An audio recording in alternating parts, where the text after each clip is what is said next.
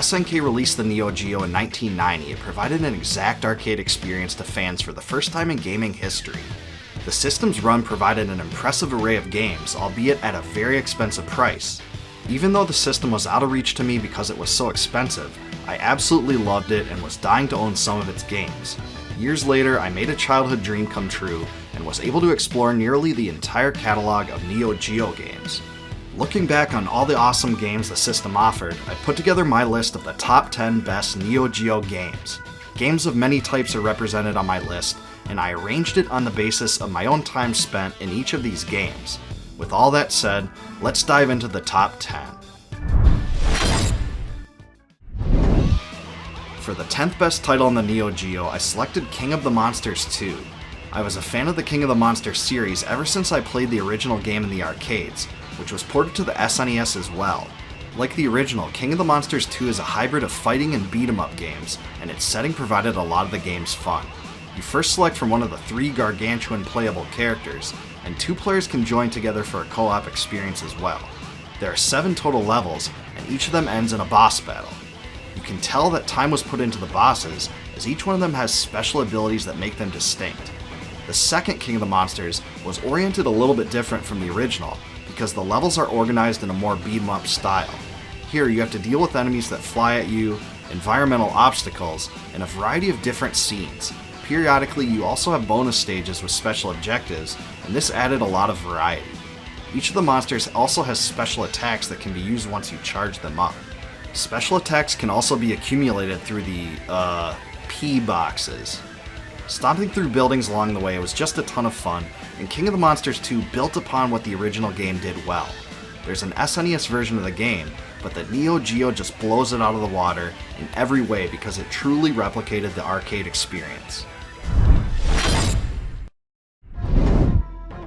The 9th best Neo Geo game is Samurai Shodown, the game that first drew me to the system way back in 1993. While many of the fighting games from that era seem to be heavily influenced by Street Fighter II, Samurai Shodown did something completely different by incorporating weapons. I loved this game because the characters were so well designed. Each of them had different fighting skills and weapons, and it was so fun trying to find the one that best suits you. The game was also balanced pretty well by the use of attacks. Attacks that were easier to pull off generally did less damage to an opponent, but the longer lasting hits did much more damage. This forced players to pay attention to everything that was going on and avoid letting their guard down, and it really led to some big moments. The arcade game also included blood, but it didn't do so gratuitously as Mortal Kombat. The Neo Geo version changed the color of the blood to white, but it didn't really ruin the experience because the game was still the same otherwise. Another interesting thing about this game that I didn't see before was that objects are sometimes thrown onto the battle that can affect the matches. This was yet another way to keep the player on their toes and made the game fun. The character animations were really good for their time, and the weapons just added a new dimension that no other fighting game offered. The game inspired many other sequels, but this is where it all started. It's still a great title to play today.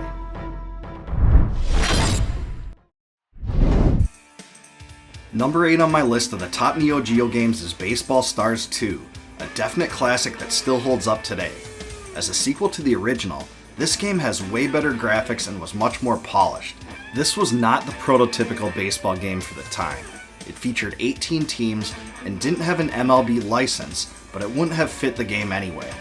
Baseball Stars 2 made gameplay central to the experience, and the game wasn't embarrassed that it had an exaggerated feel. The game really excelled by great camera usage. The trail of the ball was closely followed from the bat to the field to the bases.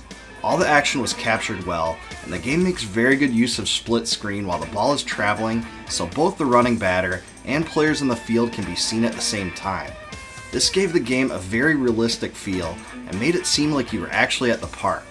The game allows you to power up your batter to increase the size of his bat, which was also a novel concept. The game also did the small things well, like zooming the camera into the fielder at first base when there's a close call there. The sound effects are incredibly memorable, especially the connection of the bat with the ball. Baseball Stars 2 just looked incredible. The graphics towered above any other sports game at the time, and the colors were extremely bold. I just remember it drawing me in completely. When it came out, the game was widely considered one of the best, if not the best, sports games ever released. Its popularity even spurred a port to the NES, which was not nearly in the same league as the Neo Geo version. As a baseball game, this one still holds up today. I guarantee if you introduce this game to fans of retro sports games, they will still love this one.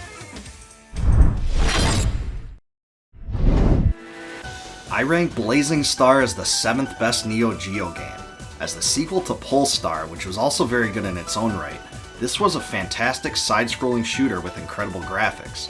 For its time, it absolutely looked better than any other shooter game, which really added to its appeal. Many of the enemies were just huge and had lots of moving animations, and even the shading of the sprites was awesome.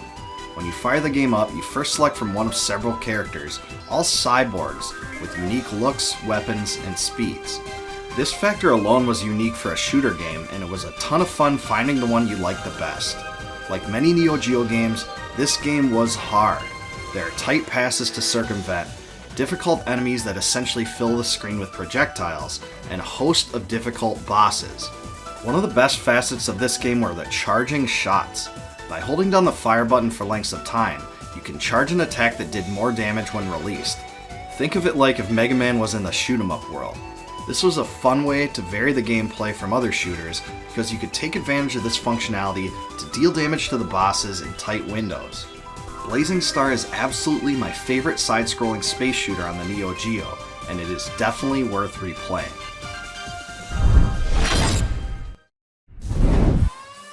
Metal Slug X comes in as the 6th best Neo Geo game on my list. Ah, Metal Slug, the series that monopolized so much of my time in the arcades. Metal Slug X is actually a remake of Metal Slug 2, but with several improvements to make the game better. One of the alterations addressed the rampant slowdown that plagued the original game. This game was a fantastic sequel to the original Metal Slug for 3 primary reasons. First, the game expanded the weapons. I remember how awesome it was when I first got the laser weapon for the first time. Laser gun! It just cuts through enemies and has an awesome sound effect. Also, Metal Slug X added some new vehicles in addition to the original SV-001 tank, like the SVX-15D Slugnoid. This one has a downward-facing cannon and can jump high into the air. There are even camels that come equipped with firepower, you gotta love that. These additions just added a lot of color to the game and were super exciting to see for the first time. The bosses are just as fun here and equally huge as those in the first game. The developers of the game really did a great job to incorporate new levels, enemies, and especially bosses. All the original gameplay elements are there from the original Metal Slug, and this was such a good thing. The comical gameplay, amazing animations, and stunning sprites are all still here, better than ever. Rather than reinventing the wheel, more of what made the first game awesome was included, and the game holds up very well in the current day because of it. This is why I always pick up and play this game today. At number 5 is Magician Lord, a very unique game for the Neo Geo that once served as the pack-in game that came with the AES system.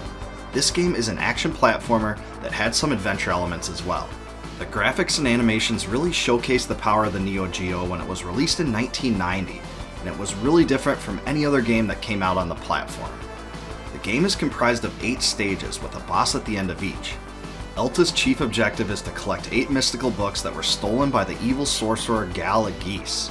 Many areas are much more exploratory than some of the action games from this time, and certain places play more like Metroid than Castlevania. Each stage has a series of doors that can be entered at will by the player, and entering was sometimes a risk. One of the characteristics that defined this game was the character transformations. When the main character picks up orbs found throughout the game, he transforms into one of 6 creatures, each with different abilities.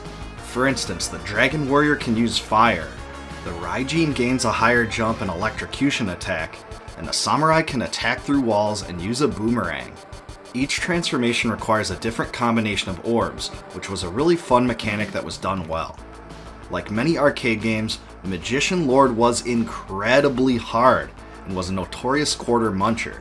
Because the Neo Geo allows you to load it up with credits though, it was definitely fun to revisit for me. If you have access to a Neo Geo and missed out on this one, definitely get it, it's worth it. My 4th ranked Neo Geo game is World Heroes 2 Jet. I stuffed loads of quarters into this game at the arcades and played it for hours. As one of the several World Heroes games, I thought this one was the best. The gameplay is generally faster than the original World Heroes 2, and this is especially noticeable if you played the rest of the series. I thought this was a refreshing change though because the game was more fluid, and it felt like a better fighting game in general. In terms of game speed, this made it more similar to the Samurai Showdown games, which I also loved. Also, the characters are now capable of performing a forward dash and backward jump to avoid attacks. The game featured a very likable array of characters, including several new characters in addition to those found in the original World Heroes 2. My character of choice in this game was Rasputin, a crazy monk-like fighter with sorcery. He just had the weirdest moves and was a super unique fixture in the game. All of the characters come from different places throughout the world, and each of the stages is extremely distinct. SNK always did a very good job of varying all the levels to match the themes of the characters, and World Heroes 2 definitely showed it. The best part of the series is that the game's developers refrained from ripping off the characters from any other games, like Street Fighter 2, or anything like that. Oh wait, well, scratch that. In seriousness though, this game has sometimes taken grief for that, but the game is so over the top and comical as it is, so these comparisons were intended to be noticeable and humorous for the player. As one of the best fighting games on the Neo Geo, I think this one is still very playable today. In my opinion, the third best Neo Geo game is Garo, Mark of the Wolves. This game was released in 1999, and was the 9th and final installment of the Fatal Fury series of fighting games. This one, however, shines above all the rest of them. The graphical style in this game is darker, more mature, and absolutely a treat to see on the screen. For its time, no other fighting game looked this good, and one can still be impressed with it now. All of the fighting animations are so perfectly done that I've never seen anything like it in a 2D fighter, even since then. Some of the special moves were so visually impressive, and the multi-hit combos looked awesome as well. For its time, the game was really an incredible marvel, and it definitely stole a lot of my time in the twilight of the arcade era. Garo Mark of the Wolves introduced the tactical offense position system, a portion of the life gauge. When the remaining life of the player falls into this section, they receive increased damage, gradual life recovery, and access to special attacks. In addition, the Just Defense system restores life to players whenever they successfully block attacks. These two elements were revolutionary ways to keep players on their toes and really broke new ground for fighting games. My favorite characters were Gato and Rock Howard, and I can still pick up this game and remember their moves today. I thought the boss character Kane was also awesome, and defeating him was an incredibly satisfying experience. Even as a fighting game, this one actually had a story of sorts, which plays out in various scenes between the matches. I thought this aspect was so cool because it revealed the motivations of the characters as the game plays out, something fighting games almost never did. This game is now extremely hard to find and outrageously expensive for the Neo Geo. Still, Garo Mark of the Wolves will satisfy the cravings of anyone looking for a fantastic retro fighting game that remains as good now as when it was released. Samurai Showdown 2 comes in as the second best game on the Neo Geo. This was an amazing game that just got everything right. SNK added many great new characters and new moves for each of them. Like the original, this game makes use of the POW meter, also called the rage gauge. Whenever the player takes damage, the meter starts to fill. Whenever it is full, the character turns red, which grants additional attack power. The character stays in this status until he unleashes a special move, or until the timer wears off. Samurai Showdown 2 modified the system slightly by adding rage explosion attacks that can break the opponent's weapon.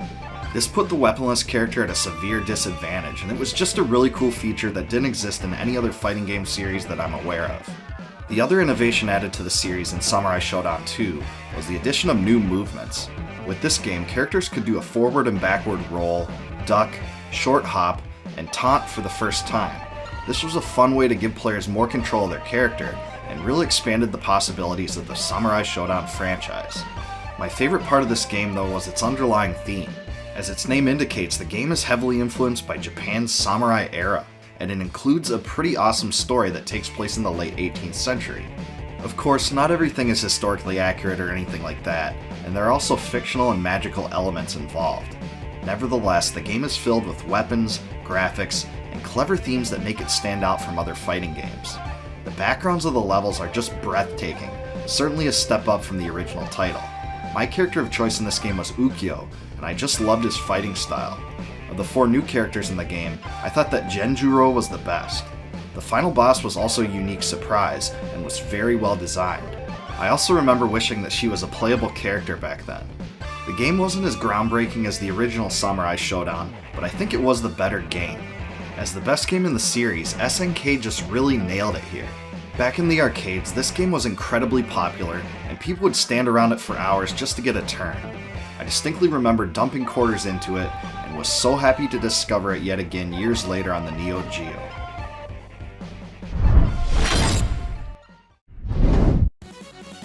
Metal Slug 3 is the game that sits at the very top of the list as the #1 game on the Neo Geo. In my mind, this was the best Metal Slug game in existence, and the Neo Geo version was perfect. Like Metal Slug X, this one showed that the original formula still worked. The comical and over-the-top presentation, the awesome array of weapons, and the same shoot-'em-up format continued to work wonders for SNK. Metal Slug 3 added even more new enemies, including these zany alien things. There's also piles of nasty slugs, and crab enemies with ridiculously detailed animations. Yet again, the game adds multiple new vehicles, including this sweet drill, the SVX-22UG. My favorite was the Astro Slug, which added a completely different type of gameplay to Metal Slug. In this stage, the vehicle is used in a way that makes the game into a vertical space shooter. But this wasn't a gimmick at all. This level was really well designed and didn't detract from the others.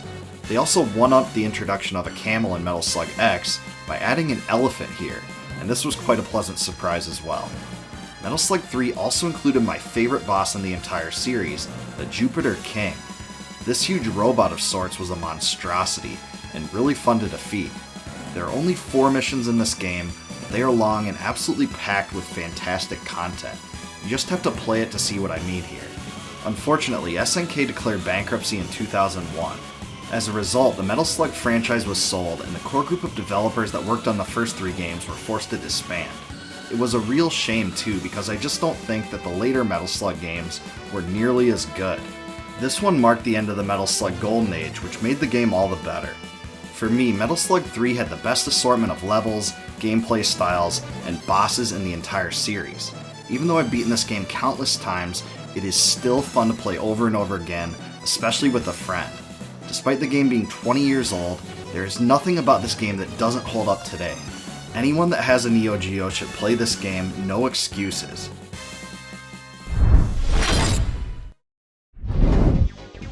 All in all, the Neo Geo was just such an awesome and powerful system. Even though it had a relatively small library of games compared to many other systems of the era, the quality really shined in many of these titles. Moreover, it was the only system that truly offered an exact one-to-one arcade-to-home experience, and that is why it still holds up as a retro gaming console today. If you think I left out any of the greatest Neo Geo games from this list, please let me know in a comment below. Also, if you like my videos, please subscribe to my channel and click the bell below to be alerted upon the addition of new ones. Also, please consider supporting my channel via YouTube's Join feature to receive member exclusives, such as advanced videos and complete video transcripts.